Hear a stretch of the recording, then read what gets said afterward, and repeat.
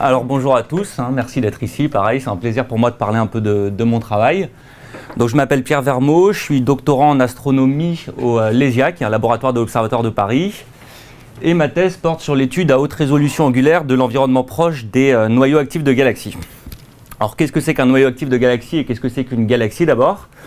Une galaxie, il faut voir ça comme les petites îles de matière au milieu du grand vide qu'est l'univers, qui vont être peuplées donc d'étoiles, de systèmes solaires, typiquement quelques milliards ou quelques dizaines de milliards.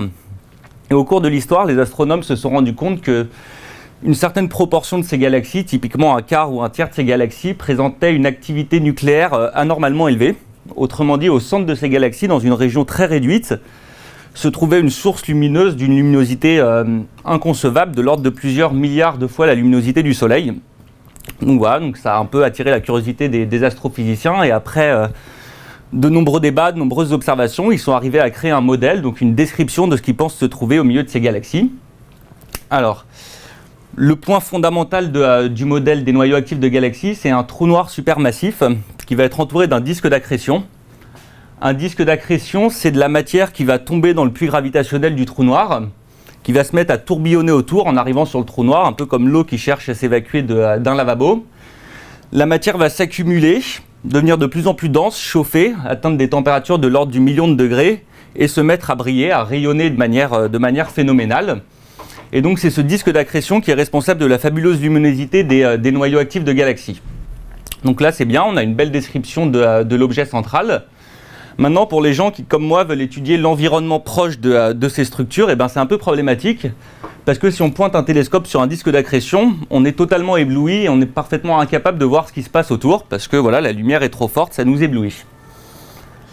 Heureusement, la nature est plutôt bien faite et dans la majorité, si ce n'est la quasi-totalité des noyaux actifs de galaxies, il y a autour de ce disque d'accrétion ultra brillant une structure de poussière en forme de tore qui ressemble à ça, qui, si on regarde le noyau actif depuis la bonne direction, en fait, va absorber la lumière et donc nous permettre de voir tout ce qu'il y a autour. Donc bon, ça c'est une représentation, voilà, une vue d'artiste, on appelle ça. Et donc pour moi c'est intéressant parce que déjà ça me permet de voir tout ce qu'il y a autour du noyau actif, mais en soi cette structure de poussière est très intéressante, elle participe à la vie du noyau actif de galaxies, et voilà, donc c'est un sujet d'étude intéressant en soi. Donc tout a l'air d'être bien parti, sauf que le problème c'est que même avec les meilleurs télescopes du monde équipés des meilleurs instruments, en fait on est incapable de voir ces structures parce qu'elles sont beaucoup trop petites. Là je vous ai mis une petite représentation, donc en utilisant les meilleurs télescopes du monde, les plus petits détails qu'on peut voir vous faire à peu près cette taille-là sur nos images, donc chaque pixel fait cette taille-là. Et donc si on cherche à regarder un tore de poussière, et ben en fait on aura un pixel occupé par ça. Donc on est incapable d'avoir de l'information sur sa forme ou quoi que ce soit. Pendant la première année de ma thèse, j'ai travaillé avec un des meilleurs télescopes du monde, un des télescopes du VLT en spectrométrie, donc c'est-à-dire qu'on décompose la lumière en différentes composantes et ça permet d'avoir tout un tas d'informations sur l'objet, notamment sa température ou sa composition. Sauf que voilà, on a toujours envie d'aller un peu plus loin. Et alors, comment est-ce qu'on fait pour aller plus loin quand les meilleurs télescopes du monde sont incapables d'observer plus de détails? Et ben, je vous le donne dans le mille. On prend les 4 meilleurs télescopes du monde. Donc, j'ai nommé UT1, UT2, UT3 et UT4 du VLT. On va recombiner leurs faisceaux en souterrain. Donc, ça, c'est une image. Donc, c'est un instrument qui s'appelle Gravity, qui a été développé au cours des dernières années, qui a pour objectif d'observer le centre de notre galaxie, qui n'est pas actif.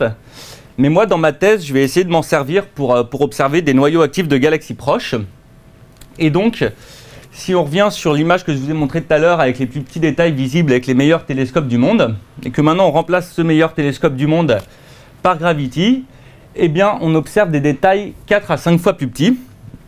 Et donc, en toute logique, on devrait être capable de pouvoir observer et d'avoir des détails sur cette structure de poussière.